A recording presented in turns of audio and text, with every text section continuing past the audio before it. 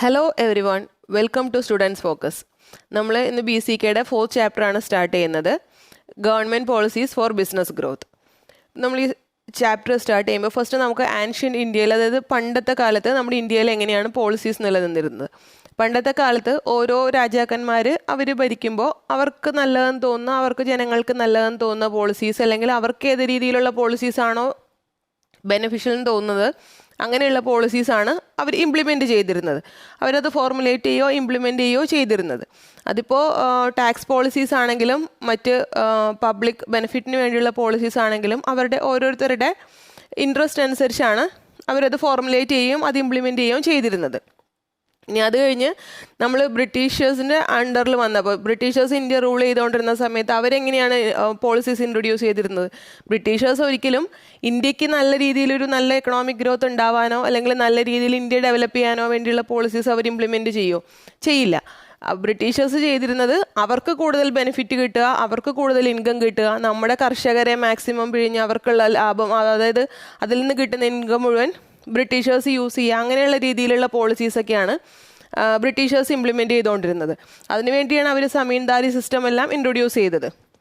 ഇപ്പം നമ്മളുടെ കർഷകരെപ്പോഴും അവർ വയലിൽ വർക്ക് ചെയ്തുകൊണ്ടിരിക്കും, അതിൽ നിന്ന് കിട്ടുന്ന ഇൻകം മുഴുവൻ ഇവർ ടാക്സ് ആയിട്ടും റെൻ്റായിട്ടും അങ്ങനെ പല പല പേരിൽ ഈ സമീൻദാസ് എന്ന് പറഞ്ഞ് പലരും കളക്ട് ചെയ്തുകൊണ്ടിരിക്കും.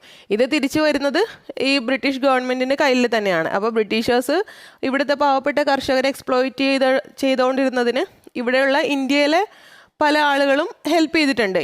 നമ്മളിപ്പോൾ പല ഫിലിമൊക്കെ കാണുമ്പോൾ നിങ്ങളത് കണ്ടിട്ടുണ്ടാവുമല്ലോ. ഇന്ത്യയിലുള്ള ആളുകളുടെ ഹെൽപ്പോട് കൂടി തന്നെയാണ് ഇവർ ഇന്ത്യൻ കർഷകരെയും എല്ലാം മാക്സിമം സ്ക്യൂസ് ചെയ്ത് അവർ അതിൻ്റെ മാക്സിമം ബെനിഫിറ്റ് എടുത്തിരുന്നത്. അപ്പോൾ കഷ്ടപ്പെടുന്നത് കർഷകരാണെങ്കിലും അവർക്ക് കിട്ടുന്ന ബെനിഫിറ്റ് വളരെ കുറവായിരുന്നു. ഇനി അത് കഴിഞ്ഞിട്ട് ബ്രിട്ടീഷേഴ്സിൻ്റെ റൂളിങ് അത് കഴിഞ്ഞ് നമ്മൾ ഇന്ത്യ ഇൻഡിപെൻഡൻ്റ് ആയ സമയത്ത് എങ്ങനെയായിരുന്നു? ഇന്ത്യ ഇൻഡിപെൻഡൻ്റ് ആയ സമയത്ത് ഗവൺമെൻറ്റിന് മനസ്സിലായി നമ്മൾ ഇമ്മീഡിയറ്റ് നമ്മുടെ എക്കണോമിക് ഗ്രോത്തിന് വേണ്ടിയെല്ലാം എന്തെങ്കിലും ചെയ്യണം. കാരണം നമ്മളുടെ നല്ലൊരു ശതമാനം അസറ്റും ബ്രിട്ടീഷേഴ്സ് കൈയടക്കി അവരത് കൊണ്ടുപോവുകയൊക്കെ ചെയ്തായിരുന്നു. അപ്പോൾ പണ്ടത്തെ കാലത്താണെങ്കിൽ ഇന്ത്യയിൽ ഒത്തിരി വെൽത്ത് ഉണ്ടായിരുന്നു. അപ്പോൾ അതിൽ കൂടുതലും ബ്രിട്ടീഷേഴ്സ് അവർ യൂസ് ചെയ്ത് അവരത് കൊണ്ടുപോയി. അപ്പോൾ നമ്മൾ എത്രയും പെട്ടെന്ന് എക്കണോമിക് ഫ്രീഡം കൈവരിക്കണം, ഒരു എക്കണോമിക് വെൽത്ത് ജനറേറ്റ് ചെയ്യണം എന്നുള്ള രീതിയിൽ ഗവൺമെൻറ്റിന് അത് മനസ്സിലായി. ബട്ട് ആ സമയത്ത് വളരെ കുറച്ച് പ്രൈവറ്റ് ഓർഗനൈസേഷൻസേ ഉണ്ടായിരുന്നുള്ളൂ. അപ്പോൾ ഗവൺമെൻറ് പ്രൈവറ്റ് ഓർഗനൈസേഷൻസിൻ്റെ അടുത്ത് നമുക്കിപ്പോൾ ഇൻഡിപെൻഡൻസ് കിട്ടി, അപ്പോൾ ഇനി നമുക്ക് ഇൻഫ്രാസ്ട്രക്ചർ ഡെവലപ്പ് ചെയ്യണം, കോളേജസ്, സ്കൂൾസ് അല്ലെങ്കിൽ ഹോസ്പിറ്റൽസ്, അതെല്ലാം പബ്ലിക് ഹെൽത്തിന് വേണ്ടി പബ്ലിക് സപ്പോർട്ടിന് വേണ്ടി പല കാര്യങ്ങൾ ഡെവലപ്പ് ചെയ്യണം. അപ്പോൾ എങ്ങനെയാണ് നിങ്ങളുടെ കോർപ്പറേഷൻ എങ്ങനെയാണെന്നുള്ള രീതിയിൽ അത് ചോദിക്കുന്ന സമയത്ത് എങ്ങനെ നമ്മുടെ പ്രൈവറ്റ് സെക്ടർ എന്താ ചെയ്യുന്നത്? പ്രൈവറ്റ് സെക്ടർ നോർമലി ഓർഗനൈസ് ചെയ്യുന്നത് എന്തിനു വേണ്ടിയാണ്? For profit. അപ്പോൾ പ്രോഫിറ്റ് കിട്ടാത്ത കാര്യങ്ങൾ ചെയ്യാൻ അവർക്ക് ഇൻട്രസ്റ്റ് ഉണ്ടാവില്ല. സോ അതുകൊണ്ട് തന്നെ അവർ പറഞ്ഞു, ഞങ്ങൾ ഫോം ചെയ്തേക്കുന്നത് പ്രോഫിറ്റ് മേക്കിങ്ങിന് വേണ്ടിയാണ്, ഞങ്ങളുടെ മെയിൻ പർപ്പസ് എന്ന് പറഞ്ഞാൽ പ്രോഫിറ്റ് മേക്കിംഗ് ആണ്. അപ്പോൾ അല്ലാതെ പബ്ലിക് സപ്പോർട്ടിന് വേണ്ടി അധികം കാര്യങ്ങൾ ചെയ്യുന്നതിന്, അതിനുവേണ്ടി ലാർജ് ഇൻവെസ്റ്റ്മെൻറ്റ് ചെയ്യുന്നതിനൊന്നും ഞങ്ങൾക്ക് താല്പര്യമില്ല. പിന്നെ അതുപോലെ തന്നെ ലോങ് ജസ്റ്റേഷൻ പീരീഡ് വരുന്ന പ്രൊഡക്ട്സ്, അതായത് നമ്മളിപ്പോൾ ഇൻവെസ്റ്റ് ചെയ്താൽ നമുക്ക് കുറേ നാൾ കൊണ്ട് അതിൻ്റെ ഇൻകം റിസീവ് ചെയ്യുന്ന പ്രൊഡക്ട്സ്, അങ്ങനെയുള്ള കാര്യങ്ങളൊന്നും ചെയ്യാനായിട്ട് ഞങ്ങൾക്ക് താല്പര്യമില്ല എന്ന് പ്രൈവറ്റ് സെക്ടർ പറഞ്ഞു. അപ്പോൾ സോ ഗവൺമെൻറ്റിൻ്റെ കയ്യിലുള്ള നെക്സ്റ്റ് ഓപ്ഷൻ എന്താണ്? അവർ തന്നെ അത് ഡെവലപ്പ് ചെയ്യണം. അപ്പോൾ ഗവൺമെൻറ് അത് ഡെവലപ്പ് ചെയ്യാൻ വേണ്ടി ഗവൺമെൻറ് പലതരത്തിലുള്ള പബ്ലിക് ഓർഗനൈസേഷൻ സ്റ്റാർട്ട് ചെയ്തു. അത് സ്റ്റാറ്റ്യൂട്ടറി കോർപ്പറേഷൻ ആയിട്ടോ അല്ലെങ്കിൽ ഡിപ്പാർട്ട്മെൻറ്റൽ അണ്ടർടേക്കിങ്സ് ആയിട്ടോ അല്ലെങ്കിൽ ഗവൺമെൻറ് കമ്പനി ആയിട്ടോ അങ്ങനെ പബ്ലിക്കിന് വേണ്ടി ഇൻഫ്രാസ്ട്രക്ചർ ഡെവലപ്പ് ചെയ്യാനും പബ്ലിക്കിന് വേണ്ട ഫെസിലിറ്റീസ് പ്രൊവൈഡ് ചെയ്യാനും സ്കൂൾസ്, കോളേജസ് അല്ലെങ്കിൽ മറ്റ് പ്രൊഡക്ട്സ് ലോവസ്റ്റ് റേറ്റിൽ കൺസ്യൂമേഴ്സിന് പ്രൊവൈഡ് ചെയ്യാൻ, ജനറൽ പബ്ലിക്കിന് പ്രൊവൈഡ് ചെയ്യാനൊക്കെ വേണ്ട കാര്യങ്ങൾ ഗവൺമെൻറ് കൂടുതൽ ചെയ്യാൻ തുടങ്ങി. കാരണം ഗവൺമെൻറ്റിന് വേറെ വഴിയില്ലല്ലോ, അവരെന്തായാലും ഇതൊക്കെ ഡെവലപ്പ് ചെയ്തല്ലേ പറ്റുള്ളൂ. അതിനുവേണ്ടിയാണല്ലോ നമ്മൾ ഒരു ഗവൺമെൻറ്റിനെ ഫോം ചെയ്യുന്നതും. അവർ ജനങ്ങളുടെ വെൽഫെയറിന് വേണ്ട കാര്യങ്ങൾ ചെയ്യും എന്ന് പറഞ്ഞാണല്ലോ അവർ അധികാരത്തിൽ വരുന്നത്. സോ അതുകൊണ്ട് അവർക്ക് ഇതൊക്കെ ചെയ്യേണ്ടി വന്നു. അപ്പോൾ അങ്ങനെ വന്ന സമയത്ത് നമ്മുടെ ഇന്ത്യ ഒരു മിക്സഡ് എക്കോണമിയായി. മിക്സഡ് എക്കോണമി എന്ന് പറഞ്ഞാൽ കുറച്ച് പ്രൈവറ്റ് സെക്ടർ ഓർഗനൈസേഷൻസും ഉണ്ട്, പബ്ലിക് സെക്ടർ ഓർഗനൈസേഷൻസും ഉണ്ട്. ബട്ട് കൂടുതൽ ഇതിലും പബ്ലിക് സെക്ടർ ഓർഗനൈസേഷൻസ് ആണ് ഉണ്ടായിരുന്നത് കൂടുതൽ ഫീൽഡിലും. അപ്പോൾ മിക്സഡ് എക്കോണമി എന്ന് പറഞ്ഞാലും അതിലൊരു പബ്ലിക് ഡോമിനൻസ് കൂടുതലുണ്ടായിരുന്നു. പബ്ലിക് സെക്ടറാണ് കൂടുതൽ ഫീൽഡും കൈകാര്യം ചെയ്തുകൊണ്ടിരുന്നത്. പ്രൈവറ്റ് സെക്ടറിൻ്റെ പ്രസൻസ് വളരെ കുറച്ച് ഏരിയയിലേ ഉണ്ടായിരുന്നുള്ളൂ. അപ്പോൾ നമുക്ക് പറയുമ്പോൾ മിക്സഡ് എക്കോണമി എന്ന് പറയാമെന്നുണ്ടെങ്കിലും പബ്ലിക് സെക്ടറായിരുന്നു ഡോമിനേറ്റ് ചെയ്തുകൊണ്ടിരുന്നത്. ആ സമയത്തൊക്കെ ഇവർ പല പല പോളിസീസ്, അതായത് പുതിയ ബിസിനസ് സ്റ്റാർട്ട് ചെയ്യണമെങ്കിൽ ഇന്ന ലൈസൻസ് എടുക്കണം, അതിന് കുറേ ഫോർമാലിറ്റി ഉണ്ടായിരുന്നു. അപ്പോൾ ബിസിനസ് നല്ല രീതിയിൽ മുമ്പ്, പക്ഷേ ഇവർക്ക് പ്രൈവറ്റ് ഓർഗനൈസേഷൻസ് ബിസിനസ് ചെയ്യണം എന്നും ഉണ്ടായിരുന്നു. കാരണം നമ്മുടെ ബിസിനസ്, നമ്മുടെ കൺട്രി ഗ്രോ ചെയ്യണമെങ്കിൽ, എക്കണോമിക് ഗ്രോത്ത് വരണമെങ്കിൽ പബ്ലിക് സെക്ടർ മാത്രം ചെയ്താൽ പറ്റില്ലല്ലോ. അതുപോലെ പബ്ലിക് സെക്ടറിൽ കറക്റ്റായിട്ട് മാനേജ്മെൻ്റ് ഒന്നും ഇല്ലാതെ ഒത്തിരി കമ്പനീസ് നഷ്ടത്തിലേക്കൊക്കെ വരാൻ തുടങ്ങി. പബ്ലിക് സെക്ടറിൽ കറക്റ്റായിട്ട് ഇപ്പോൾ ടെക്നോളജി അപ്ഗ്രഡേഷനോ അല്ലെങ്കിൽ കറക്റ്റ് മാനേജ്മെൻറ്റ് അറിയാവുന്ന പ്രൊഫഷണൽസിൻ്റെയൊക്കെ എണ്ണം വളരെ കുറവല്ലേ. സോ അതുകൊണ്ട് തന്നെ പല പല പബ്ലിക് സെക്ടർ അണ്ടർടേക്കിങ്സും ലോസ് മേക്കിംഗ് ഫേംസ് ആയിട്ട് പോയിക്കൊണ്ടിരിക്കാൻ തുടങ്ങി. അപ്പോൾ ഇവർ പുതിയ ബിസിനസ് ഓർഗനൈസ് ചെയ്യാൻ വേണ്ടി, പ്രൈവറ്റ് സെക്ടർ അധികം വരാതിരിക്കാൻ വേണ്ടി ആ സമയത്ത് ഇവർ ഇഷ്ടംപോലെ ലൈസൻസ്, പല പല ടൈപ്പ് ലൈസൻസ്, പല പല ലോസ്, ഇൻഡസ്ട്രിയൽ ലോസ് അല്ലെങ്കിൽ ലേബർ ലോസ്, ഇതെല്ലാം കൊണ്ടുവന്നു. ബിസിനസ് റൺ ചെയ്യണം, ആ റൺ ചെയ്യുന്ന ബിസിനസ് കറക്റ്റ് ഫോമിലാണെന്നെല്ലാം ഗവൺമെൻറ് ഉറപ്പുവരുത്തണമല്ലോ. അപ്പോൾ അതിനെല്ലാം വേണ്ടിയാണ് പല പല ലോസ് കൊണ്ടുവന്നത്. ഇത് നമ്മുടെ 50s ടൈമിലെ കാര്യമാണ്. ഇൻഡിപെൻഡൻസ് കഴിഞ്ഞ് ഒരു 1990s മുമ്പ് വരെയുള്ള കാര്യമാണ് നമ്മളിപ്പോൾ പറഞ്ഞുകൊണ്ടിരുന്നത്. ഇനി 1990s കഴിഞ്ഞപ്പോൾ എന്താ പറ്റി? 1990s കഴിഞ്ഞപ്പോൾ ഗവൺമെൻറ്റിന് മനസ്സിലായി പബ്ലിക് സെക്ടർ ഓർഗനൈസേഷൻസ് കൊണ്ട് തന്നെ എല്ലാം സാധിക്കില്ല, എല്ലാ കാര്യങ്ങളും അവർക്ക് മാനേജ് ചെയ്യാൻ പറ്റുന്നില്ല. അപ്പോൾ അവർ കുറേ loss making organisations, public sector organisations, loss making ആയ ഓർഗനൈസേഷൻ, ഇവരത് റിവൈവ് ചെയ്യാൻ പറ്റുമോ എന്ന് ചെക്ക് ചെയ്തു. റിവൈവ് ചെയ്തെടുക്കാവുന്ന ഏതെങ്കിലും രീതിയിൽ അത് ഡെവലപ്പ് ചെയ്ത് നല്ല ഓർഗനൈസേഷൻസ് ആയിട്ട് എടുക്കാൻ പറ്റുന്നതാണെങ്കിൽ ഇവരത് അങ്ങനെ ചെയ്യാം. അല്ലാത്തതൊക്കെ ഇവർ വൈൻഡ് അപ്പ് ചെയ്യുക, അല്ലെങ്കിൽ പ്രൈവറ്റ് എൻ്റർപ്രൈസസിന് സെല്ല് ചെയ്യുക, പ്രൈവറ്റ് ഇൻഡിവിജ്വൽസിനോ പ്രൈവറ്റ് ഓർഗനൈസേഷൻസിനോ അത് സെല്ല് ചെയ്യുക, അല്ലെങ്കിൽ അവരുടെ ഷെയർസ് ഇതിൽ കൂട്ടിക്കൊണ്ടുവരിക, അങ്ങനെയുള്ള കാര്യങ്ങളൊക്കെ ഗവൺമെൻറ് ഡിസൈഡ് ചെയ്തു. സോ 1990s കഴിഞ്ഞിട്ടുള്ള സമയത്തിനെ നമ്മൾ എറ ഓഫ് LPG എന്നാണ് പറയുന്നത്. LPG എന്ന് വെച്ചാൽ ലിബറലൈസേഷൻ, പ്രൈവറ്റൈസേഷൻ ആൻഡ് ഗ്ലോബലൈസേഷൻ. ലിബറലൈസേഷനിൽ എന്താ ചെയ്യുന്നത്? നമ്മൾ നേരത്തെ പറഞ്ഞു, ഒരു ബിസിനസ് ഫേം സ്റ്റാർട്ട് ചെയ്യണമെങ്കിൽ അതിന് 100 കൂട്ടം ലൈസൻസ് അല്ലെങ്കിൽ പല പല പ്രൊസീജിയേഴ്സ് ഉണ്ടായിരുന്നു. സോ അതുകൊണ്ട് എല്ലാവരും അതിന് വില്ലിംഗ് ആയിട്ട് വരുമായിരുന്നില്ല. ഇപ്പോൾ നിങ്ങൾ തന്നെയാണെങ്കിലും ഒരു ബിസിനസ് ഫേം സ്റ്റാർട്ട് ചെയ്യാനായിട്ട് പോകുമ്പോൾ അതിന് ഒത്തിരി റെസ്ട്രിക്ഷൻസ് അല്ലെങ്കിൽ പല പല കാര്യങ്ങൾ ചെയ്യണം, ഒരു 100 കൂട്ടം ഫോർമാലിറ്റി എന്നൊക്കെ നമ്മൾ പറയില്ലേ. അപ്പോൾ അങ്ങനെയുള്ള അവസ്ഥയാണെങ്കിൽ നിങ്ങൾക്ക് അതിൻ്റെ പുറകെ പോകാനൊരു മടി ഉണ്ടാവില്ലേ? അത്രയും നിങ്ങളുടെ ടൈമും കളഞ്ഞതിൻ്റെ പുറകെ എല്ലാം നടക്കണ്ടേന്ന് വിചാരിച്ചു. അപ്പോൾ അതുകൊണ്ട് തന്നെ ഇവർ 1990s കഴിഞ്ഞപ്പോൾ ലിബറലൈസേഷൻ കൊണ്ടുവന്നു. അതായത് ഈ പോളിസീസൊക്കെ കുറച്ച് അയച്ചു കൊടുത്തു, ലിബറലൈസ് ചെയ്ത് കൊടുത്തു. അപ്പോൾ നേരത്തെ ഇപ്പോൾ 100 എക്സാമ്പിൾ പറയുകയാണെങ്കിൽ നേരത്തെ ഒരു 100 പ്രൊസീജിയർ ഉണ്ടായിരുന്നു എന്ന് വയ്ക്കുക ഒരു ബിസിനസ് സ്റ്റാർട്ട് ചെയ്യാൻ വേണ്ടി. അപ്പോൾ അവരത് കുറച്ച് 10ഓ 15ഓ ആക്കി കൊടുത്തു. അങ്ങനെ റൂൾസ് ആൻഡ് റെഗുലേഷൻസ് കുറച്ച് ലിബറലൈസ് ചെയ്ത് കൊടുത്തു. ഇനി പ്രൈവറ്റൈസേഷൻ എന്ന് പറഞ്ഞാൽ എന്താണ്? കൂടുതൽ പ്രൈവറ്റ് ഫേംസിനെ എൻട്രി ചെയ്യിക്കാൻ വേണ്ടി ഗവൺമെൻറ് ഓൺ ചെയ്തിരുന്ന പല ബിസിനസ്സും പ്രൈവറ്റൈസ് ചെയ്ത് കൊടുത്തു. അപ്പോൾ പ്രൈവറ്റ് ഫേംസിന് കൂടുതൽ എൻട്രി ചെയ്യുക, പ്രൈവറ്റ് ഫേംസ് കൂടുതൽ പ്രിവെയിൽ ചെയ്യുക എന്നുള്ള രീതിയിലാണ് ആ പോളിസീസ് വന്നിരുന്നത്. പബ്ലിക് സെക്ടറിലെ പല ഫേംസ് പ്രൈവറ്റ് സെക്ടർ ഓൺ ചെയ്ത് റൺ ചെയ്യാനുള്ള വഴിവെച്ചു. ഇനി ഗ്ലോബലൈസേഷൻ എന്താണ്? നമ്മൾ നേരത്തെ 1990s മുമ്പ് വരെ ഇന്ത്യ ഒരു ക്ലോസ്ഡ് എക്കോണമി ആയിരുന്നു. ക്ലോസ്ഡ് എക്കോണമി എന്ന് പറഞ്ഞാൽ ഇന്ത്യയിലുള്ള ആരും പുറത്ത് പോയി ബിസിനസ് ഒന്നും ചെയ്യുന്നില്ല, ഇന്ത്യക്ക് വെളിയിലുള്ള കൺട്രീസിൽ നിന്ന് ആരും ഇന്ത്യയിലേക്കും വരുന്നില്ല. ഇന്ത്യയിലുള്ള ബിസിനസ് ഫേംസ് ഇന്ത്യയിൽ തന്നെ ബിസിനസ് ചെയ്യുന്നു. അതിനാണ് നമ്മൾ ക്ലോസ്ഡ് എക്കോണമി എന്ന് പറയുന്നത്. നമ്മൾ ഔട്ട്സൈഡേഴ്സിനെ ആരെയും ഇങ്ങോട്ടും വരുത്തുന്നില്ല, ഇവിടുന്ന് ആരും ഔട്ട്സൈഡും പോകുന്നില്ല ബിസിനസ് പർപ്പസിന് വേണ്ടിയിട്ട്. 1990s കഴിഞ്ഞപ്പോൾ നമ്മളുടെ ഗവൺമെൻറ്റിന് മനസ്സിലായി അങ്ങനെ പോയാൽ നമ്മളുടെ കൺട്രിക്ക് ഡെവലപ്മെൻറ്റ് അധികം കിട്ടില്ല. സോ പുറത്തുള്ള കൺട്രീസിലെ ആളുകൾ അല്ലെങ്കിൽ പുറത്തുള്ള കമ്പനീസ് ഇന്ത്യയിൽ വന്ന് ഇൻവെസ്റ്റ് ചെയ്താലേ ഉള്ളൂ നമ്മൾക്ക് ബിസിനസ് ഗ്രോ ചെയ്യാൻ പറ്റുള്ളൂ. ഇപ്പോൾ തന്നെ നിങ്ങൾക്കറിയാലോ നമ്മളുടെ ഇന്ത്യക്ക് വെളിയിലുള്ള എത്ര കമ്പനീസാണ് ഇന്ത്യയിൽ വർക്ക് ചെയ്യുന്നത്. അപ്പോൾ അങ്ങനെയുള്ള രീതിയിൽ നമുക്ക് ഒരു ഗ്ലോബലൈസേഷൻ വേണം എന്നുള്ള രീതിയിൽ ഇന്ത്യൻ ഗവൺമെൻറ്റിന് മനസ്സിലായപ്പോൾ ഒരു ഗ്ലോബലൈസേഷൻ ഇൻട്രൊഡ്യൂസ് ചെയ്തു. അതായത് ഇന്ത്യ ക്ലോസ്ഡ് എക്കോണമി എന്ന് മാറി ഒരു ഓപ്പൺ എക്കോണമി ആയി. ഇന്ത്യക്ക് വെളിയിലുള്ള ഏത് കൺട്രിക്ക് വേണമെങ്കിലും ഇന്ത്യയിൽ വന്ന് ബിസിനസ് ചെയ്യാം, ഗവൺമെൻറ് പറയുന്ന റൂൾസ് ആൻഡ് റെഗുലേഷൻസ് കീപ്പ് ചെയ്താൽ മതി. അതുപോലെ തന്നെ ഇന്ത്യയിലുള്ള ആളുകൾക്ക് ഇപ്പോൾ ഇന്ത്യയിൽ ഞാൻ ഒരു കമ്പനി നടത്തുവാണ്, ഞാൻ കുറച്ച് പ്രൊഡക്ട്സ് പ്രൊഡ്യൂസ് ചെയ്യുന്നുണ്ടെങ്കിൽ എനിക്കിപ്പോൾ US സെല്ല് ചെയ്യണമെന്നുണ്ടെങ്കിൽ എനിക്കത് ചെയ്യാം. ഇനി അറബ് നേഷൻസിൽ സെല്ല് ചെയ്യണമെങ്കിൽ എനിക്ക് അവിടെ സെല്ല് ചെയ്യാം. അങ്ങനെ പുറത്തെ മാർക്കറ്റും നമുക്ക് യൂട്ടിലൈസ് ചെയ്യാവുന്ന രീതിയിൽ ചേഞ്ചസ് കൊണ്ടുവന്നു. അതുകൊണ്ടാണ് 1990s കഴിഞ്ഞുള്ള പീരീഡിന് നമ്മൾ എറ ഓഫ് LPG എന്ന് പറയുന്നത്. ഈ LPGയെ പറ്റി നമ്മൾ കൂടുതൽ ഡീറ്റെയിൽ ആയിട്ട് ഈ ചാപ്റ്ററിൽ ഇനി പഠിക്കുന്നുണ്ട്. ഇപ്പം ഞാൻ ജസ്റ്റ് ഒരു ഇൻട്രൊഡക്ഷൻ, അത് എന്താണെന്ന് നിങ്ങൾക്ക് മനസ്സിലാവാൻ വേണ്ടി അത് പറഞ്ഞു തന്നതാണ്. അപ്പോൾ നിങ്ങൾക്ക് ഇത്രയും ക്ലിയർ ആയി വിചാരിക്കുന്നു. നമുക്കിത് കമ്പയർ ചെയ്ത് നോക്കാം. 1950s പോളിസീസും 1990s ശേഷമുള്ള പോളിസീസും നമുക്കൊന്ന് കമ്പയർ ചെയ്ത് അതിലെങ്ങനെയാണ് ചേഞ്ചസ് വന്നതെന്ന് നോക്കാം. 1950s സമയത്ത് ഇന്ത്യ ഒരു മിക്സഡ് എക്കോണമി ആയിരുന്നു നമ്മൾ പറഞ്ഞല്ലോ. മിക്സഡ് എക്കോണമി ആയിരുന്നെങ്കിലും ഡോമിനൻസ് ആർക്കായിരുന്നു? ഡോമിനൻസ് പബ്ലിക് സെക്ടറിനായിരുന്നു. കാരണം കൂടുതൽ ഫേംസും ഓൺ ചെയ്തിരുന്നതും കൺട്രോൾ ചെയ്തിരുന്നതെല്ലാം പബ്ലിക് സെക്ടർ അണ്ടർടേക്കിങ്സ് ആയിരുന്നു. ബട്ട് 1990s ശേഷം അത് മിക്സഡ് എക്കോണമി തന്നെയായി, ബട്ട് ഈക്വൽ ഇമ്പോർട്ടൻസ് ആയി. കാരണം നമ്മൾ LPG ഇൻട്രൊഡ്യൂസ് ചെയ്തപ്പോൾ എന്താ പറ്റി? കൂടുതൽ പ്രൈവറ്റ് ഫേംസ് വന്നു. ആദ്യം പ്രൈവറ്റ് ഫേംസ് കുറവേ ഉണ്ടായിരുന്നുള്ളൂ. ഈ LPGയിൽ എല്ലാം ഫോക്കസ് ചെയ്യുന്നത് പ്രൈവറ്റ് ഫേംസിനെയാണ്. നമ്മൾ ലിബറലൈസേഷൻ എന്തിനാണ് കൊണ്ടുവരുന്നത്? പ്രൈവറ്റ് ഫേംസ് കൂടുതൽ സ്റ്റാർട്ട് ചെയ്യാൻ വേണ്ടിയിട്ട്. പ്രൈവറ്റൈസേഷനിൽ എന്താ പറ്റുന്നത്? പ്രൈവറ്റ് ഫേംസ് കൂടുതൽ വരുവാണ് മാർക്കറ്റിൽ. ഇനി ഗ്ലോബലൈസേഷനിലും വേറെ കൺട്രിയിലൊക്കെ ഉള്ള ആളുകൾ കൂടുതൽ ഇവിടെ വന്ന് ബിസിനസ് ചെയ്യുമ്പോൾ അതും നമ്മൾ പ്രൈവറ്റ് ഫേംസിനെ പ്രൊമോട്ട് ചെയ്യുവാണ്. സോ നിങ്ങളുടെ ടെക്സ്റ്റിൽ കൊടുത്തേക്കുന്നത് 1990s കഴിഞ്ഞ് ക്യാപിറ്റലിസ്റ്റ് എക്കോണമി എന്നാണ്. ഇന്ത്യ ഒരിക്കലും ക്യാപിറ്റലിസ്റ്റ് എക്കോണമി ആയിരുന്നില്ല. ഇന്ത്യ മിക്സഡ് എക്കോണമി തന്നെ ആയിട്ടുള്ളൂ. നമ്മൾ ഇതിനു മുമ്പത്തെ ചാപ്റ്ററിൽ ക്യാപിറ്റലിസ്റ്റിക് എക്കോണമിക്ക് നമ്മൾ എക്സാമ്പിൾ പഠിച്ചിരുന്നു. USA ഒരു ക്യാപിറ്റലിസ്റ്റിക് എക്കോണമിയാണ്, ബട്ട് ഇന്ത്യ മിക്സഡ് എക്കോണമിയാണ്.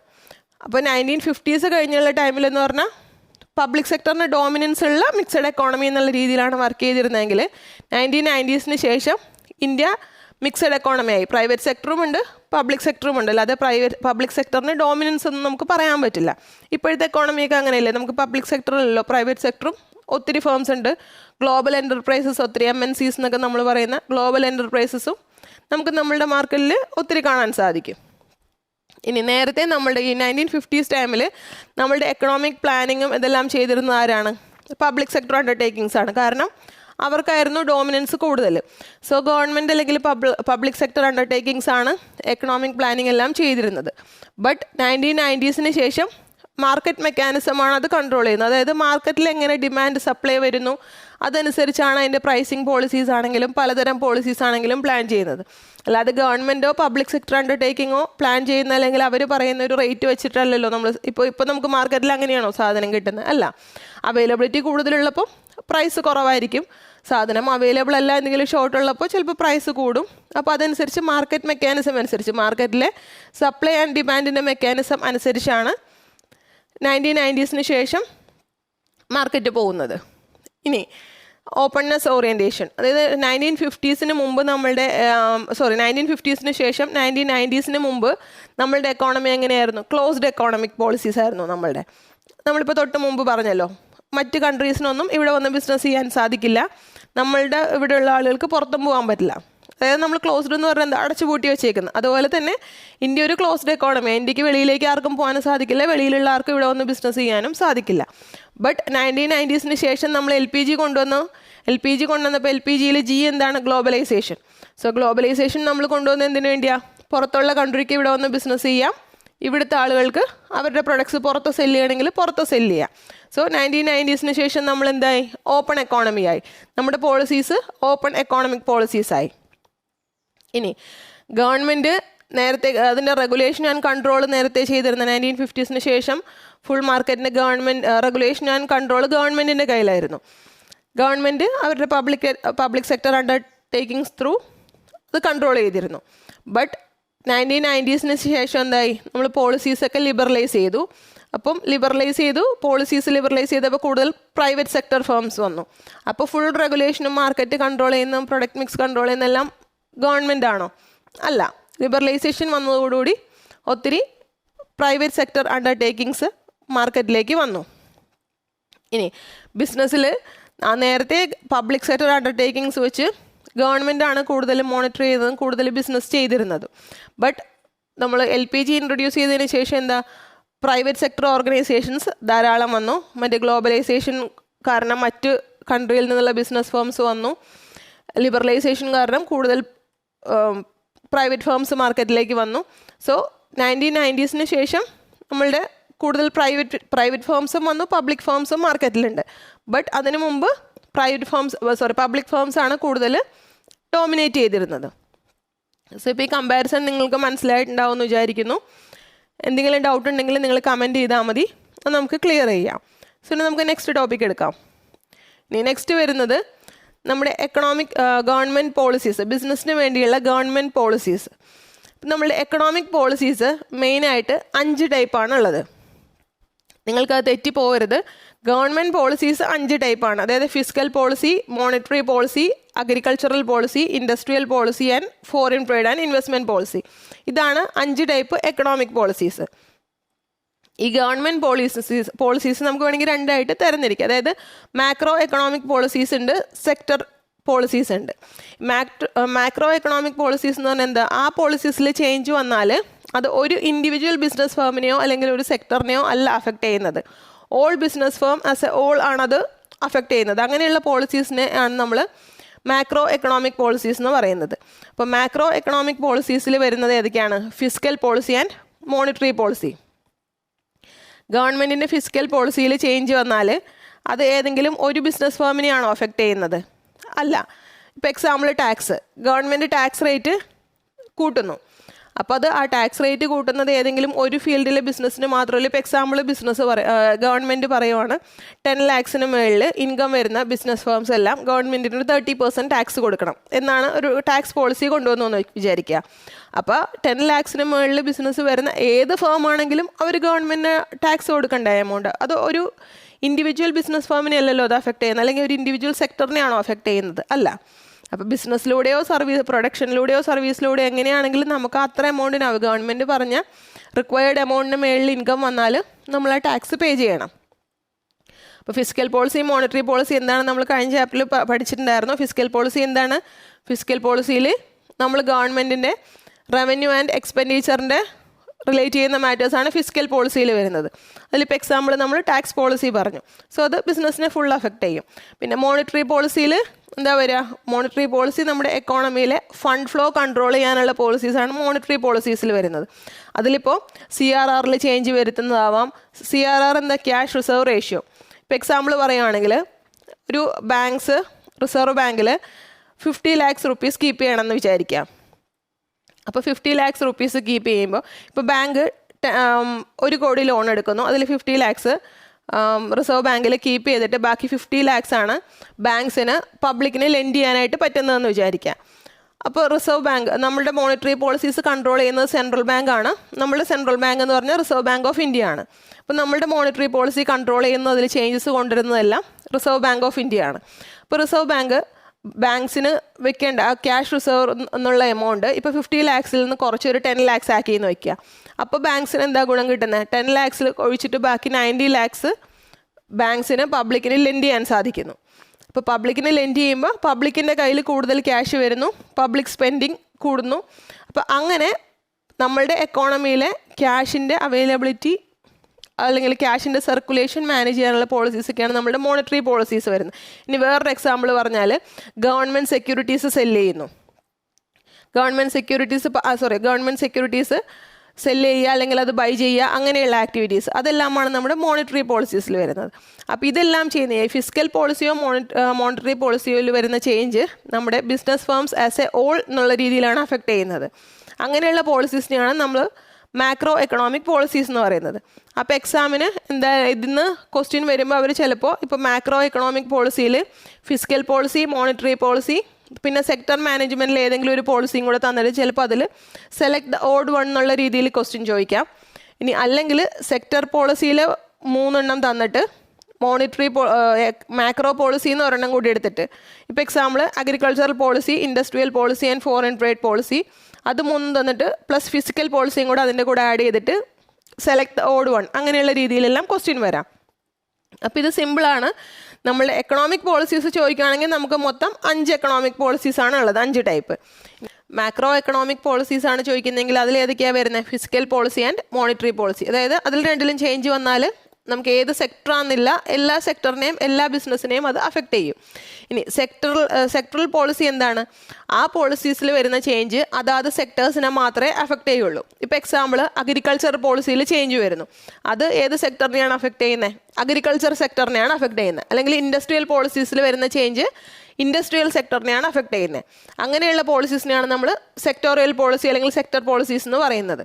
അതുപോലെ ഫോറിൻ ട്രേഡ് അല്ലെങ്കിൽ ഇൻവെസ്റ്റ്മെൻറ്റ് പോളിസീസിൽ വരുന്നത് ആ സെക്ടറിനെ മാത്രം അഫക്റ്റ് ചെയ്യുള്ളൂ. അപ്പോൾ അതിൽ വരുന്ന ചേഞ്ച് നമ്മുടെ അഗ്രികൾച്ചർ സെക്ടറിനെ അഫക്റ്റ് ചെയ്യുമോ? ഇല്ല. സോ അങ്ങനെയുള്ള ഓരോ സെക്ടർ വൈസ് ചേഞ്ച് വരുന്നതിന് സെക്ടർ വൈസ് റിഫോംസിന് വേണ്ടി നമ്മൾ ചെയ്യുന്ന പോളിസീസിനെയാണ് നമ്മൾ എന്ത് പറയുന്നത്, സെക്ടോറിയൽ പോളിസീസ് അല്ലെങ്കിൽ സെക്ടർ പോളിസീസ് എന്ന് പറയുന്നത്. അപ്പോൾ നിങ്ങൾക്ക് ഇത് കൺഫ്യൂഷൻ വരരുത്, നിങ്ങൾ ജസ്റ്റ് ഒന്ന് മനസ്സിലാക്കിയാൽ മതി. ഇത് ഈസിയാണ്. സെക്ടർ പോളിസീസിൽ നമുക്ക് ഏത് സെക്ടറിനെയാണോ ഇമ്പാക്റ്റ് ചെയ്യുന്നത് അങ്ങനെയുള്ള പോളിസീസ് നമ്മൾ സെക്ടറൽ പോളിസീസ് എന്ന് പറയും. Total economy as A all impact ചെയ്യുന്ന, അല്ലെങ്കിൽ ഏത് ടൈപ്പ് ബിസിനസ്സിനാണെങ്കിലും ഇമ്പാക്റ്റ് ചെയ്യുന്ന ടൈപ്പ് പോളിസീസ് ആണെങ്കിൽ നമ്മൾ അതിന് എന്ത് പറയും, മാക്രോ എക്കണോമിക് പോളിസീസ് എന്ന് പറയും. ഓക്കെ, ഇതിനിപ്പം ഇൻഡസ്ട്രിയൽ പോളിസീസിന് എക്സാമ്പിൾ വേണമെങ്കിൽ നമുക്കിപ്പോൾ ടെലികോം പോളിസി പറയാം. അപ്പോൾ ടെലികോം പോളിസി ഏത് സെക്ടറിന് വേണ്ടിയാണ്, ടെലികോം സെക്ടറിന് വേണ്ടിയാണ്. ഇനി എക്സിം പോളിസി, അതായത് എക്സ്പോർട്ട് ഇമ്പോർട്ട് പോളിസി, അതെന്തിനു വേണ്ടിയാണ്, ഫോറിൻ ട്രേഡ് കുറച്ച് ഡെവലപ്പ് ചെയ്യാനും അതിന് എക്സ്പോർട്ടും ഇമ്പോർട്ടും തമ്മിലുള്ള ബാരിയേഴ്സ് അല്ലെങ്കിൽ അതിൻ്റെ ഇടയിലുള്ള ഒരു ഗ്യാപ്പ് ബ്രിഡ്ജ് ചെയ്യാൻ വേണ്ടിയാണ് നമ്മൾ എക്സിം പോളിസീസ് യൂസ് ചെയ്യുന്നത്, എക്സ്പോർട്ട് ഇമ്പോർട്ട് പോളിസി. സോ ഇതാണ് നമ്മളുടെ എക്കണോമിക് പോളിസീസിൽ വരുന്നത്. എക്കണോമിക് പോളിസി മെയിനായിട്ട് 5 ടൈപ്സ് ഉണ്ട്: physical policy, monetary policy, agricultural policy, industrial policy and foreign trade and investment policy. അതിൽ മാക്രോ എക്കണോമിക്കിൽ വരുന്നത് 2 policy, physical and monetary. Sectoral പോളിസീസിൽ വരുന്നത് agricultural policy, industrial policy and foreign trade and investment policy. So നിങ്ങൾക്ക് clear ആയിട്ടുണ്ടെന്ന് വിചാരിക്കുന്നു. Doubt ഉണ്ടെങ്കിൽ നിങ്ങൾ കമൻറ്റ് ചെയ്യാം.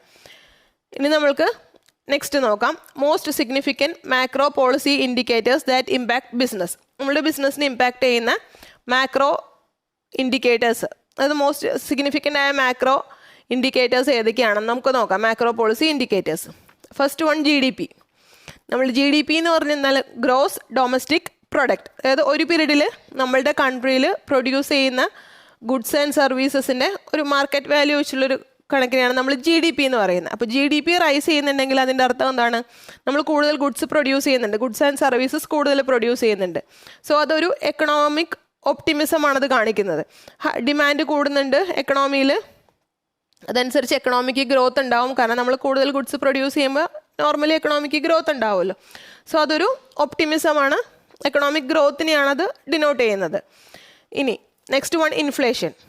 ഇൻഫ്ലേഷൻ എന്ന് പറഞ്ഞാൽ എന്താണ്, ഇൻഫ്ലേഷനിൽ നമ്മളുടെ ഗുഡ്സിൻ്റെ റേറ്റ് കൂടുന്നു. ഗുഡ്സിൻ്റെ റേറ്റ് കൂടുമ്പോൾ, ഗുഡ്സിൻ്റെ റേറ്റ് കൂടുന്നത് ഒത്തിരി കൂടിയാൽ അത് നമുക്ക് നല്ലതാണോ?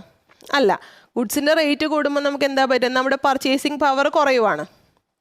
ഇപ്പോൾ എക്സാമ്പിൾ പറയുവാണെങ്കിൽ ഒരു 1000 റുപ്പീസിന് സാധനം നമ്മൾ വാങ്ങിക്കുക, ഒരു 1000 റുപ്പീസ് എൻ്റെ കയ്യിലുണ്ട്, ഞാനതുകൊണ്ട് സാധനം വാങ്ങിക്കാൻ പോകാമെന്ന് വയ്ക്കുക. അപ്പോൾ 10 രൂപ അല്ലെങ്കിൽ 100 രൂപയാണ് ഒരു ഐറ്റത്തിന്. ഞാൻ വാങ്ങിക്കുന്ന എന്തെങ്കിലും സാധനത്തിന്, ഇപ്പോൾ അരി, പച്ചക്കറി, അങ്ങനെ പല പല ഐറ്റംസ് ഞാൻ വാങ്ങിക്കുന്നു. അതിന് 100 രൂപയാണെങ്കിൽ എനിക്ക് 1000 റുപ്പീസിന് എത്ര സാധനം വാങ്ങിക്കാൻ പറ്റും? 10 ടൈപ്പ് ഐറ്റംസ് വാങ്ങിക്കാം. 10 ടൈപ്പ് ഐറ്റംസ് ഞാൻ 100 രൂപയ്ക്ക് വാങ്ങിച്ച് കഴിയുമ്പോഴാണ് എൻ്റെ 1000 റുപ്പീസ് തീരുള്ളൂ. ഇനി ഈ സാധനത്തിന് വില കൂടിയെന്ന് വയ്ക്കുക, ഞാൻ 100 രൂപയ്ക്ക് വാങ്ങിച്ചത് ഇപ്പോൾ ആ സെയിം പ്രൊഡക്റ്റ് 200 രൂപയായി. അപ്പോൾ 200 രൂപയായെങ്കിൽ എനിക്ക് എൻ്റെ കയ്യിൽ 1000 രൂപ തന്നെ ഉള്ളൂ, എൻ്റെ കയ്യിൽ പൈസ കൂടിയിട്ടില്ല, പക്ഷേ സാധനത്തിന് വില കൂടി. അപ്പോൾ ഈ 1000 രൂപയും കൊണ്ട് പോയാൽ എനിക്ക് നേരത്തെ വാങ്ങിച്ച പോലെ 10 ടൈപ്പ് ഐറ്റം മേടിക്കാൻ പറ്റുമോ? പറ്റില്ല. എനിക്കിപ്പോൾ 5 ടൈപ്പ് ഐറ്റം മേടിക്കാൻ പറ്റുള്ളൂ. സോ എൻ്റെ പർച്ചേസിങ് പവർ കുറഞ്ഞു. അപ്പോൾ ഇൻഫ്ലേഷൻ നമുക്ക് ഒത്തിരി കൂടാൻ പറ്റും. ഇൻഫ്ലേഷൻ പല കാരണം കൊണ്ട് കൂടാൻ ചാൻസ് ഉണ്ട്. ഇപ്പോൾ അതിലൊരെണ്ണം പറയുകയാണെങ്കിൽ നമ്മൾ പ്രൊഡ്യൂസ് ചെയ്യുന്ന ഗുഡ്സിൻ്റെ റോ മെറ്റീരിയൽസിന് വില കൂടുന്നു. അപ്പോൾ അതനുസരിച്ച് പ്രൊഡ്യൂസ് ചെയ്യുന്ന പ്രൊഡക്റ്റിനും വില കൂടും. ഇനി നമ്മളുടെ മാർക്കറ്റിൽ ഡിമാൻഡ് ഒത്തിരി കൂടുന്നു. ഡിമാൻഡ് ഒത്തിരി കൂടുമ്പോഴും പ്രൊഡക്റ്റിന് വില കൂടും. അപ്പോൾ നമുക്കൊരു മോഡറേറ്റ് ഇൻഫ്ലേഷനാണ് എപ്പോഴും നല്ലത്. മോഡറേറ്റ് ഇൻഫ്ലേഷൻ ആകുമ്പോൾ നമ്മൾക്ക് അത് ബെയർ ചെയ്തുകൊണ്ട് പോകാൻ സാധിക്കും. അത് നല്ലൊരു ഇൻഡിക്കേഷനാണ് മോഡറേറ്റ് ഇൻഫ്ലേഷൻ പ്രൊവൈഡ് ചെയ്യുന്നത്. ബട്ട് ഇപ്പോൾ നമ്മൾ ഇപ്പോൾ പഠിക്കുന്ന ഏത് ഫാക്ടർ ആണെങ്കിലും ആ ഒരു ഫാക്ടർ മാത്രം കൺസിഡർ ചെയ്തിട്ട് നമുക്കത് എക്കണോമിക്ക് നല്ലതാണോ ഇല്ലേ എന്ന് പറയാൻ സാധിക്കില്ല. നമ്മൾ പല പല ഫാക്ടേഴ്സ് കൺസിഡർ ചെയ്താലേ നമുക്ക് ആ എക്കണോമിക്ക് അത് ബെനിഫിറ്റഡ് ആണോ, അല്ലെങ്കിൽ ആ ഇൻഫ്ലേഷൻ ഇപ്പോൾ മോഡറേറ്റ് ആണെങ്കിൽ തന്നെ, ഇപ്പോൾ എക്സാമ്പിൾ ഞാൻ പറഞ്ഞില്ലേ, 2 കാരണങ്ങൾ കൊണ്ട് നമ്മൾ ഇൻഫ്ലേഷൻ മോഡറേറ്റ് ആവാമെന്ന് ഇപ്പോൾ പറഞ്ഞു, അല്ലെങ്കിൽ ഇൻഫ്ലേഷൻ ഹൈ ആവാമെന്ന് പറഞ്ഞു. അപ്പോൾ ഇൻഫ്ലേഷൻ ഇപ്പോൾ മോഡറേറ്റിൽ തന്നെ നിൽക്കുന്നെന്ന് വിചാരിക്കുക. അത് റോ മെറ്റീരിയൽസിന് കോസ്റ്റ് കൂടിയത് കൊണ്ട്, അല്ലെങ്കിൽ പ്രൊഡക്ട്സിന് കോസ്റ്റ് ഭയങ്കര കൂടിയത് കൊണ്ട്, കോസ്റ്റ് മെക്കാനിസം വെച്ചിട്ട് ഇൻഫ്ലേഷൻ കൂടി നിൽക്കുന്നതും നമ്മളുടെ ഡിമാൻഡ് കൂടുന്നത് കൊണ്ട്, ഡിമാൻഡ് ആൻഡ് പ്രോഫിറ്റ് എക്സ്പെക്റ്റേഷൻ കൂടുന്നത് കൊണ്ട് നമ്മളുടെ ഇൻഫ്ലേഷൻ കൂടുന്നതും രണ്ടും 2 ഇഫക്റ്റാണ്. നമ്മുടെ ഡിമാൻഡ് കൊണ്ട് ഇൻഫ്ലേഷൻ കൂടുന്നതെന്ന് പറഞ്ഞാൽ അതൊരു നല്ല സൈനാണ്. കാരണം ഡിമാൻഡ് കൂടുന്നു, അതനുസരിച്ച് പ്രൊഡക്ഷൻ കൂടും, അത് എക്കണോമിക് ഡെവലപ്മെൻറ്റിന് ഹെൽപ്പ് ചെയ്യും. ബട്ട് നമുക്ക് പ്രൊഡക്ട്സ് കിട്ടാനില്ലാത്തത് കൊണ്ടോ റോ മെറ്റീരിയൽസിന് അവൈലബിൾ അല്ലാത്തത് കൊണ്ടോ റേറ്റ് കൂടുന്നത് അതൊരു നല്ല സൈനാണെന്ന് നമുക്ക് പറയാൻ പറ്റുമോ? പറ്റില്ല. അപ്പോൾ നമുക്ക് അതുകൊണ്ട് തന്നെ ഇപ്പോൾ ഒരു ഫാക്ടർ ഏതെങ്കിലും രീതിയിൽ ഇതേ രീതിയിൽ കറക്റ്റായിട്ട് വന്നു എന്ന് കരുതി നമുക്കത് ബിസിനസ്സിന് നല്ലതാണെന്ന് പറയാൻ സാധിക്കില്ല. അപ്പോൾ നമ്മൾ GDPയുടെയും ഇൻഫ്ലേഷൻ്റെയും കാര്യം പഠിച്ചു. ഇനി നെക്സ്റ്റ് ടാക്സ് റേറ്റ് എപ്പോഴും ലോവർ ആയിരിക്കുന്നതാണ് നല്ലത്. കാരണം ടാക്സ് റേറ്റ് ലോവർ ആണെങ്കിൽ എന്താ, ബിസിനസ് ഫേംസിന് കൂടുതൽ പ്രോഫിറ്റ് കിട്ടും. ഇപ്പോൾ ഞാൻ ബിസിനസ് ചെയ്തിട്ട് എനിക്ക് എക്സാമ്പിൾ ഒരു 10 lakhs rupees പ്രോഫിറ്റ് കിട്ടിയെന്ന് വയ്ക്കുക. ഈ 10 lakhs rupeesന് ഞാൻ ടാക്സ് കൊടുക്കേണ്ടത് 5% ആണെങ്കിലും 10% ആണെങ്കിലും എനിക്ക് കിട്ടുന്ന ഇൻകം വ്യത്യാസമില്ലേ? ഞാൻ 10 lakhs ഒരു 5% ടാക്സ് കൊടുത്തു കഴിഞ്ഞാൽ എനിക്ക് ബാക്കി കിട്ടുന്ന എമൗണ്ട് ആയിരിക്കും ഞാൻ അതിൽ നിന്നൊരു 10% ടാക്സ് കൊടുത്തു കഴിഞ്ഞാൽ കിട്ടുന്നത്? അല്ല. ഇനി ഈ 10 lakhsന് 50% ടാക്സ് കൊടുക്കണം എന്ന് വയ്ക്കുക. അപ്പോൾ എൻ്റെ കയ്യിൽ എത്ര ഉണ്ടാവും? പിന്നെ എമൗണ്ട് കുറയുവാണ്. അപ്പോൾ ടാക്സ് റേറ്റ് കൂടുന്നതനുസരിച്ച് നമുക്ക് ബിസിനസ് ഓണർക്ക് കിട്ടുന്ന ഇൻകം കുറയുവാണ്, അല്ലെങ്കിൽ പ്രോഫിറ്റ് കുറയുവാണ്.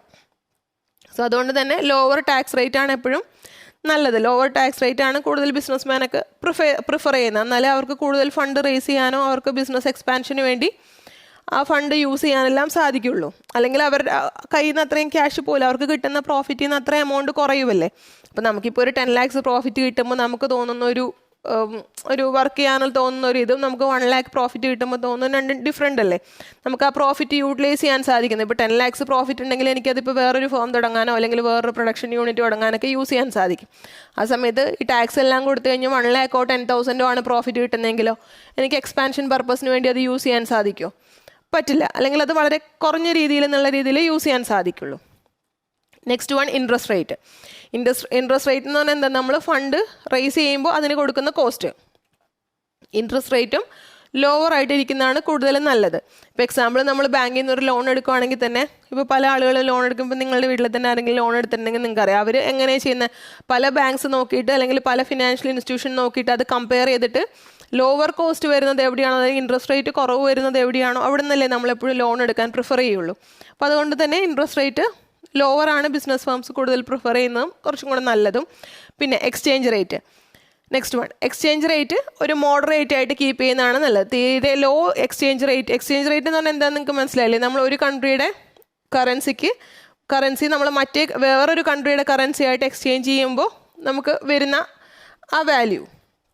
ഇപ്പോൾ എക്സാമ്പിൾ ഇപ്പോൾ $, നമ്മൾ ഒരു ഇന്ത്യൻ റുപ്പി കൊടുക്കുമ്പോൾ $73 ഇന്ത്യൻ റുപ്പീസ് കൊടുക്കുമ്പോൾ നമുക്ക് $1 ആണ് കിട്ടുന്നതെന്ന് വയ്ക്കുക. അപ്പോൾ അത് ഒത്തിരി കൂടുവാണെങ്കിലും ഒത്തിരി കുറയുവാണെങ്കിലും അത് നമ്മളുടെ എക്സ്പോർട്ടിലും ഇമ്പോർട്ടിലും ചേഞ്ച് വരും. അപ്പോൾ ഒരു രീതിയിൽ ചേഞ്ച് വന്നാലും നമ്മുടെ ഇമ്പോർട്ടിന് നല്ലതാണെങ്കിൽ പക്ഷേ അത് എക്സ്പോർട്ടിന് ദോഷമായിട്ട് വരാം. അപ്പോൾ അതുകൊണ്ട് തന്നെ നമുക്കൊരു എക്സ്ചേഞ്ച് റേറ്റ് ഒരു മോഡറേറ്റ് ആയിട്ട് നിൽക്കുന്നതാണ് നമുക്ക് എപ്പോഴും നല്ലത്. എക്സ്ചേഞ്ച് റേറ്റ് മോഡറേറ്റ് ആയിട്ട് നിൽക്കുന്ന നമ്മളുടെ ഡൊമസ്റ്റിക് പ്രൊഡക്ഷൻ കൂട്ടാനും അതിനെ പ്രൊട്ടക്റ്റ് ചെയ്യാനും പിന്നെ എക്സ്പോർട്ടിനും ഇമ്പോർട്ടിനെല്ലാം നമ്മൾ കൂടുതൽ എപ്പോഴും നമ്മുടെ കൺട്രിയിൽ നിന്ന് നമ്മൾ പ്രിഫർ ചെയ്യുന്നത് എന്താ, എക്സ്പോർട്ട് കൂട്ടാനാണ്. കാരണം എക്സ്പോർട്ട് കൂട്ടിയാലേ നമുക്ക് ഫോറിൻ കറൻസി ഇങ്ങോട്ട് വരുള്ളൂ. ഇമ്പോർട്ട് ചെയ്താൽ നമ്മളുടെ എമൗണ്ട് നമ്മൾ ഫോറിൻ കൺട്രിക്ക് കൊടുക്കേണ്ടി വരുവാണ് ചെയ്യുന്നത്. അപ്പോൾ അതിനെല്ലാം നമുക്ക് ഹെൽപ്പ് ചെയ്യുന്നത് എക്സ്ചേഞ്ച് റേറ്റ് മോഡറേറ്റ് ആയിട്ട് നിൽക്കുന്നതാണ്. അപ്പോൾ ഇതിൽ നേരത്തെ പറഞ്ഞതുപോലെ തന്നെ നമ്മളുടെ ഏതെങ്കിലും ഒരു ഫാക്ടർ വെച്ച് മാത്രം നമുക്ക് അത് എക്കണോമിക്ക് വളരെ നല്ലതാണെന്ന് നമുക്ക് പറയാൻ സാധിക്കില്ല. നമ്മൾ നേരത്തെ മാക്രോ എക്കണോമിക് ഫാക്ടേഴ്സൊക്കെ കഴിഞ്ഞ ചാപ്റ്ററിൽ പഠിച്ചായിരുന്നല്ലോ, പല ഫാക്ടേഴ്സ്. അപ്പോൾ അത് വെച്ചും നമ്മൾ നോക്കേണ്ടി വരും. ഇതിപ്പോൾ നേരത്തെ നമ്മൾ പറഞ്ഞ എക്സാമ്പിൾ വെച്ച് തന്നെ ഇൻഫ്ലേഷൻ മോഡറേറ്റ് ആണെന്ന് പറഞ്ഞതുകൊണ്ട് അത് എക്കണോമിക്ക് നല്ലതാണ്, ആ എക്കണോമി വളരെ ഹെൽത്തിയാണ് അല്ലെങ്കിൽ വെൽത്തി ആയിട്ട് വരും എന്ന് നമുക്ക് പറയാൻ പറ്റുമോ? എക്കണോമിക് ബൂസ്റ്റ് ഉണ്ടാവുമെന്ന് പറയാൻ പറ്റുമോ? പറ്റില്ല. അപ്പോൾ നമ്മൾ പല ഫാക്ടേഴ്സും കൺസിഡർ ചെയ്യേണ്ടതുണ്ട്. അപ്പോൾ ഇന്നത്തെ വീഡിയോയിൽ നമ്മൾ ഇത്രേ ചെയ്യുന്നുള്ളൂ. നിങ്ങൾ ടെക്സ്റ്റ് ബുക്ക് വായിക്കുക, വീഡിയോ കണ്ടിട്ട് ടെക്സ്റ്റ് ബുക്ക് കൂടെ വായിച്ച് നോക്കുക. നിങ്ങൾക്കെല്ലാം ക്ലിയർ ആവുമെന്ന് വിചാരിക്കുന്നു. നിങ്ങൾക്ക് എന്തെങ്കിലും ഡൗട്ട് ഉണ്ടെങ്കിൽ കമൻറ്റ് ചെയ്താൽ മതി. അപ്പോൾ നിങ്ങളിത് പഠിക്കുമ്പോഴത്തേക്കും ബാക്കി പോർഷൻ 4th ചാപ്റ്ററിൻ്റെ നമുക്ക് കംപ്ലീറ്റ് ചെയ്യാം, നെക്സ്റ്റ് വീഡിയോ ചെയ്യാം. സോ നന്നായിട്ട് പഠിക്കുക. All the very best and thank you very much.